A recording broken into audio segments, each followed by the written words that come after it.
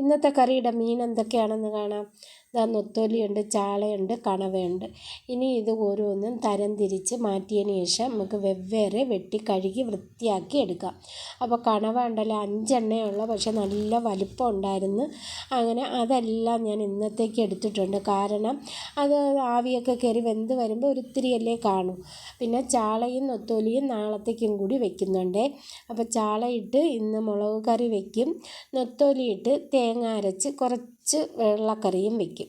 അങ്ങനെ ആദ്യം കണവയിൽ മസാലയൊക്കെ തേച്ച് പിടിപ്പിച്ച് താളിച്ച് വെച്ചു. അതിൻ്റെ കൂടെ തന്നെ മീൻ കറിക്കുള്ള ഉള്ളിയും തക്കാളിയും ഇഞ്ചിയും വെളുത്തുള്ളിയൊക്കെ എണ്ണയിൽ വഴറ്റി പൊടിയെല്ലാം ചേർത്ത് കുടംപുളി ഇട്ടാണ് ഞാനിന്ന് ചാളക്കറി വയ്ക്കുന്നത്.